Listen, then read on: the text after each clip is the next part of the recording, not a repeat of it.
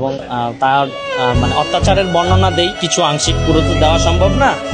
যেমন তার গোপন আঙ্গে স্টাম্প দিয়ে উপর মারা, মানে নন স্টপ আঘাত করা হয়েছে। একজন মানুষের গোপন অঙ্গ শরীরের সব থেকে সেন্সিটিভ জায়গা।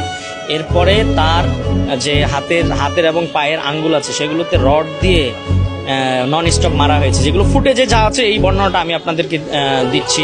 এরপর শরীরের পিছনে স্টেম দিয়ে রড দিয়ে খুব বাজেভাবে মারা হয়েছে। পায়ে যখন মারতে মারতে পার মাংস যখন আলাদা হয়ে গেছে তখন কাপড় দিয়ে বেঁধে আবার মারা হয়েছে। এরপর সে যখন সেন্সলেস হয়ে পড়ে যায় তাকে পানি দেওয়া হয়েছে।